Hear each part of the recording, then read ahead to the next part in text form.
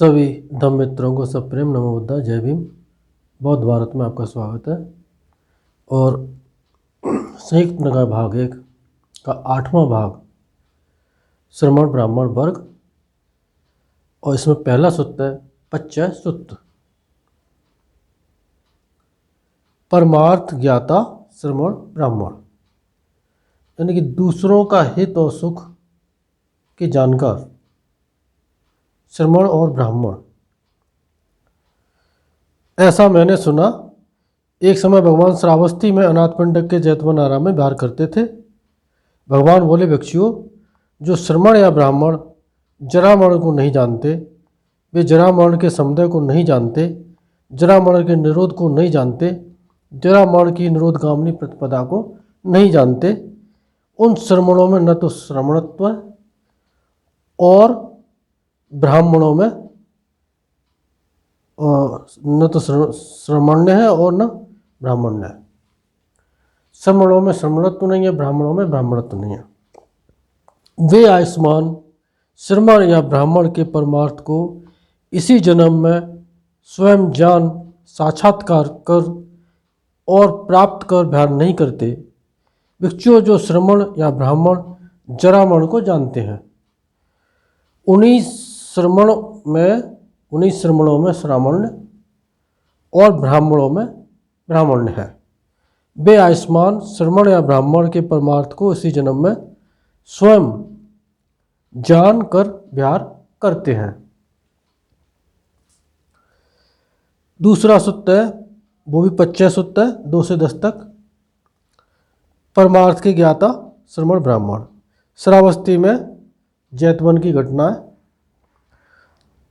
जाति को नहीं जानता है, भव को नहीं जानता है, उपादान को नहीं जानता है, तृष्णा को नहीं जानता है, वेदना को नहीं जानता है, स्पर्श को नहीं जानता है, षडायतन को नहीं जानता है, नाम रूप को नहीं जानता है, विज्ञान को नहीं जानता है।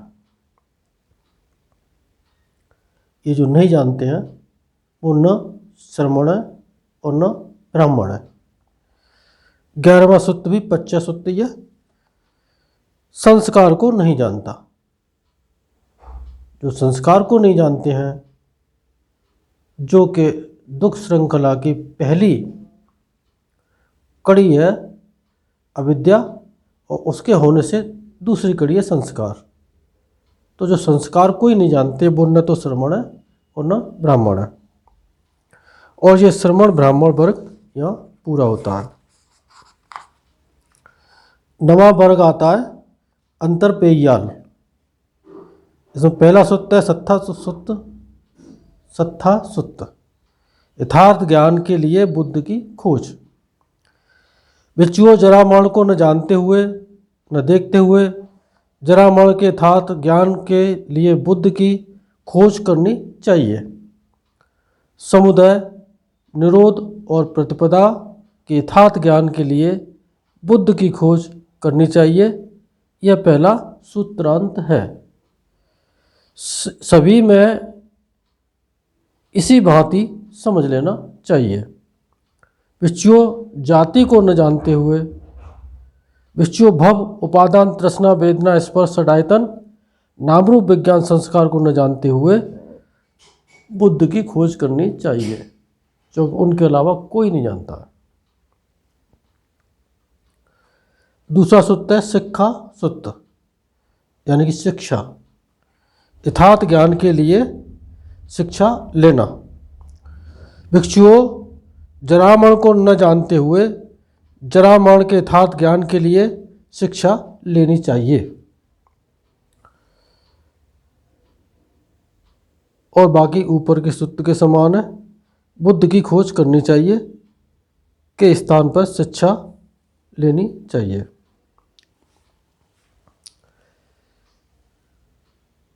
तीसरा है योग सूत्र। यथार्थ ज्ञान के लिए योग करना।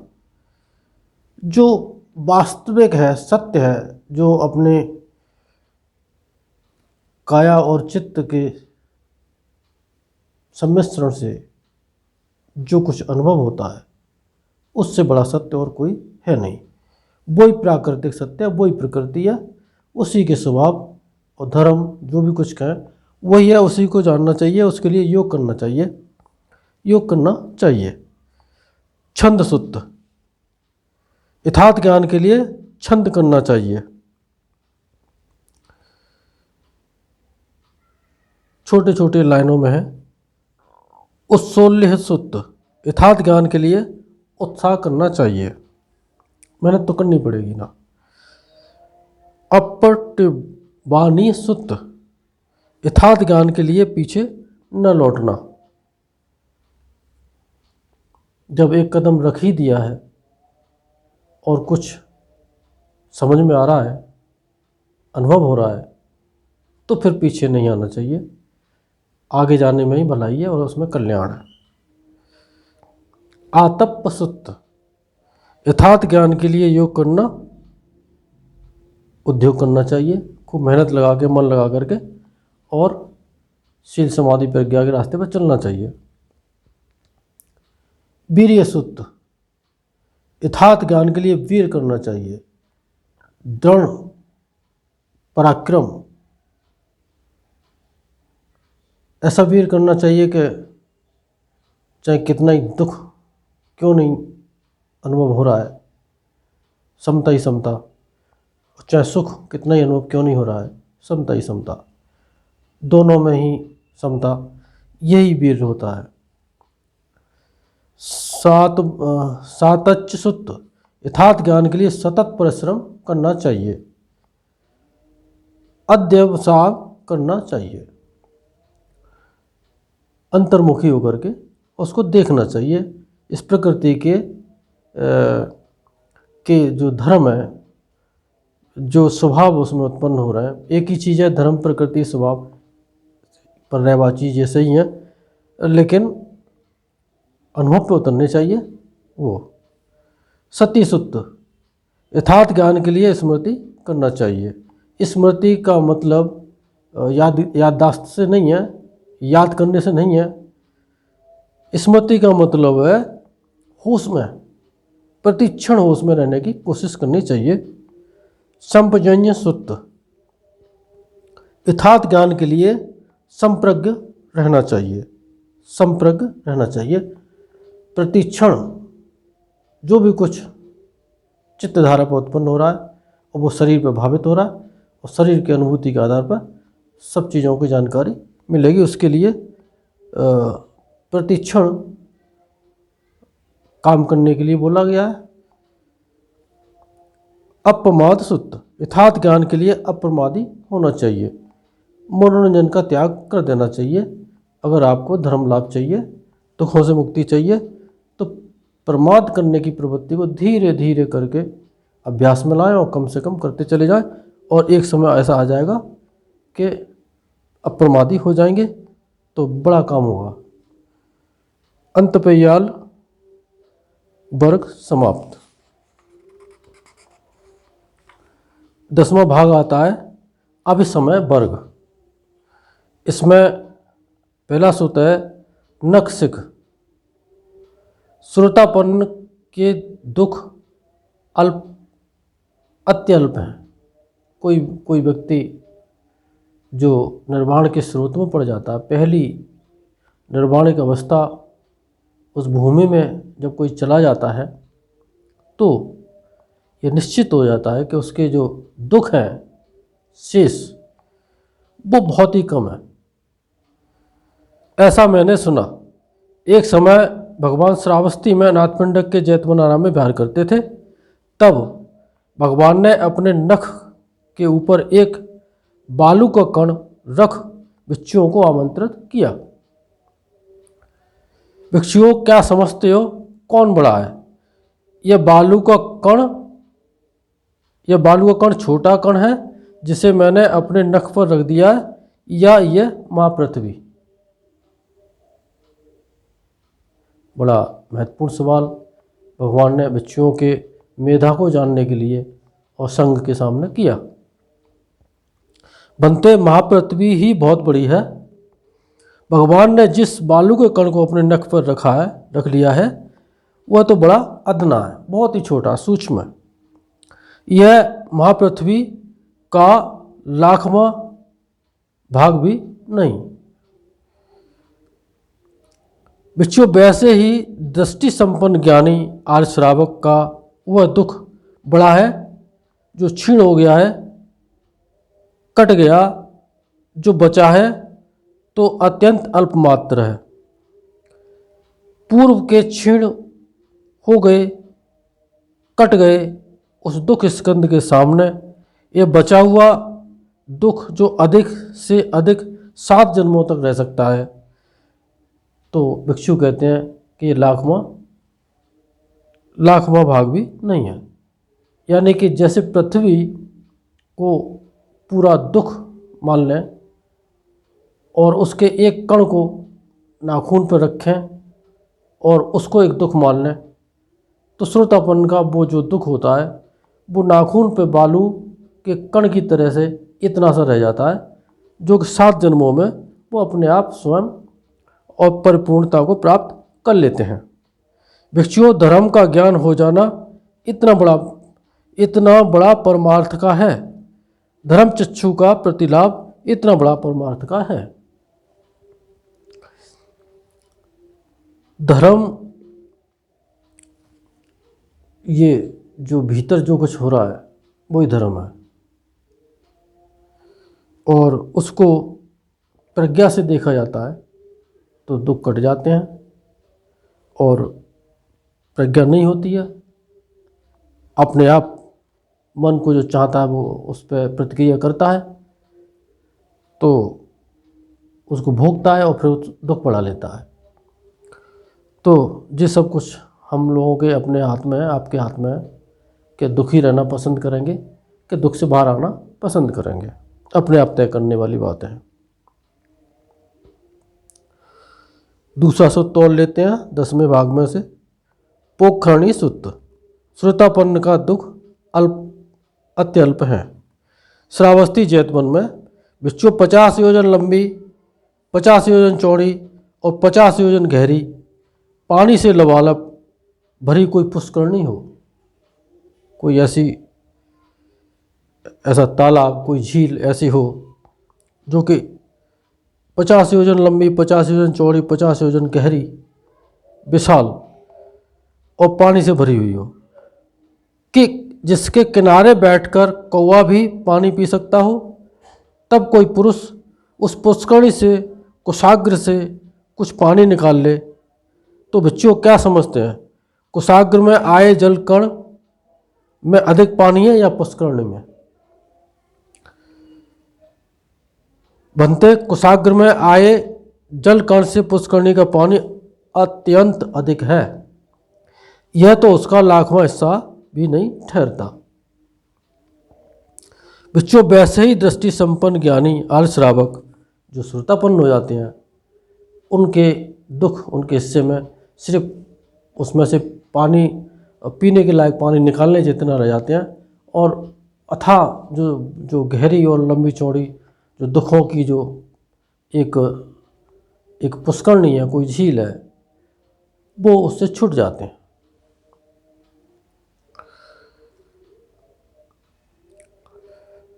संभेज उदक सूत्र। महानदियों के संगम से तुलना। श्रावस्ती जैतवन में भिक्षु, जैसे जहाँ महानदियों का संगम होता है, जैसे गंगा, जमुना, अचिरवती, सरजू, मही नदियों का, वहाँ से कोई पुरुष 2 या 3 बूंद पानी निकाल ले, तो भिक्षु क्या समझते हो कि जहाँ सारी नदियाँ मिल रही हैं वहाँ पर जल अधिक होगा कि वो 2-4 बूंदें जो निकाल लेगा वो अधिक होगा? तो ऊपर की तरह से ये उन्होंने भिक्षु ने कहा कि वो तो उसका बहुत ही यानी कि लाखवां हिस्सा बताया है, वो तो अनकाउंटेबल है, उस समय कीजिए अपने उनका आकलन होगा इस तरह से। तो श्रोतापन्न के जो दुख हैं वो जो उसमें से पानी निकालने में थोड़ा सा जो बचते हैं, बाकी सब उनके खत्म हो जाते हैं, यहीं रखे रह जाते हैं। संभेज उदक सूत्र। महानदियों के संगम से तुलना। श्रावस्ती जैतवन में जैसे भिक्षु, जैसे जहाँ महानदियों का संगम होता है वहाँ का जल सूख कर खत्म हो जाए, केवल 1 बूंद बच जाए, तो बच्चों क्या समझते हो कि जो सूखा हुआ पानी है, सूखा हुआ पानी और एक बूंद उसमें से बचे तो कौन सा ज़्यादा होगा? जो सूखा है वो ज़्यादा होगा, एक ही बूंद तो बचा है। तो इस तरह से जो प्रज्ञावान होते हैं, जो श्रोतापन्न अवस्था तक पहुंचते हैं, वो दुखों को इसी तरह से सुखा डालते हैं। थोड़ा बहुत बचता है, इस जीवन में उनका पूरा नहीं हो पाता, तो वो 7 जन्मों के भीतर कभी न कभी जा करके वो निर्वाण के साक्षात कर लेते हैं और अनंत अवस्था को प्राप्त कर लेते हैं।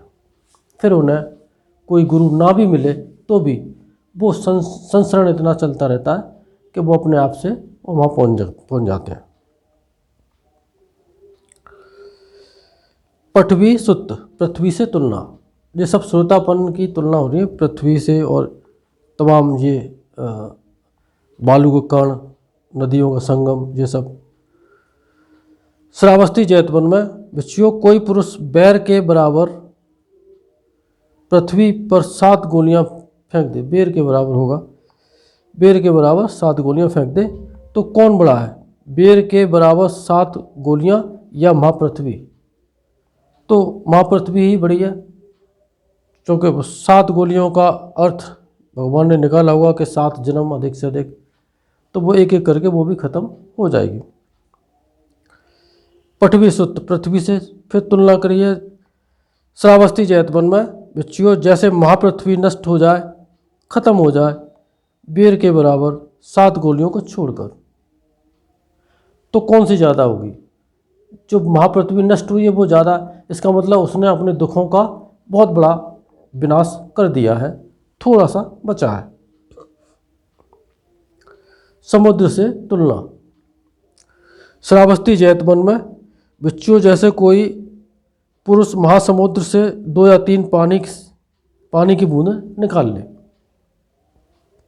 ये संक्षिप्त में दिया है और इसका अर्थ उसी तरह से आता है जैसे कोई पुरुष महासमुद्र में से 2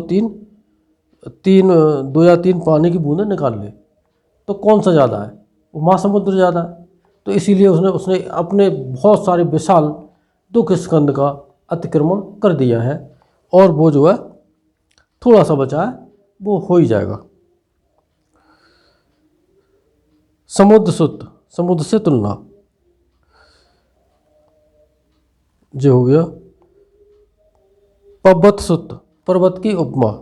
श्रावस्ती जैतवन में घटना जैतवन की ही है। बच्चों जैसे कोई पुरुष पर्वत राज हिमालय से 7 सरसों के बराबर कंकड़ ले ले, बच्चों तो क्या समझते हैं? वो पर्वत राज हिमालय बड़ा है कि 7 कंकड़ उसके बड़े हैं? हिमालय बड़ा है। तो जो हाथ में है वो 7 कंकड़ के बराबर है। इतना अतिक्रमण उन्होंने दुख का कर दिया होता है कि थोड़ा सा बचा है और वो 7 जन्मों के भीतर खत्म हो जाएगा। छोटे छोटे सूत्र 2 और कर देते हैं उसको। पर्वत सुत, पर्वत की उपमा। श्रावस्ती जैतवन में बच्चों जैसे पर्वतराज हिमालय नष्ट हो जाए, खत्म हो जाए 7 सरसों के बराबर कंकड़ छोड़कर, तो बच्चों क्या समझते हो कि जो खत्म हुआ है वो बड़ा है कि 7 कंकड़ बड़े हैं? जो खत्म हुआ है वो बड़ा है, 7 कंकड़ तो कुछ नहीं है उसके सामने। तो थोड़ा सा बचा है, उसको भी तय कर लेंगे। पर्वत सुत, पर्वत की फिर उपमा दी है। श्रावस्ती जैतवन में बच्चों जैसे पर्वतराज सुमेरु से कोई पुरुष 7 मूंग के बराबर कंकड़ फेंक दे, बच्चों तो क्या समझते हो? पर्वतराज सुमेरु बड़ा होगा कि 7 मूंग के बराबर कंकड़? बनते पर्वतराज सुमेरु हुई उन 7 मूंग के कंकड़ से बड़ा होगा, वे तो इसका लाखवां भाग भी नहीं हो सकते। बच्चों वैसे ही दृष्टि संपन्न ज्ञानी आर्य श्रावक का बड़ा दुख, वह दुख बड़ा है जो क्षीण हो गया है। वो दुख बहुत बड़ा है जो क्षीण हो गया है, नष्ट हो गया है, कट गया है। जो बचा है वो तो अत्यंत अल्प मात्र है। पूर्व के क्षीण हो गए, कट गए दुख स्कंद के सामने यह जो बचा हुआ है, जो अधिक से अधिक 7 जन्मों तक रह सकता है, लाखवां भाग भी नहीं है। अब इस समय संयुक्त समाप्त। साधु साधु साधु। इन सत्य वचनों से आप सबका मंगल हो, भला हो, कल्याण हो, संसार के सारे प्राणी सुखी हों। साधु साधु साधु।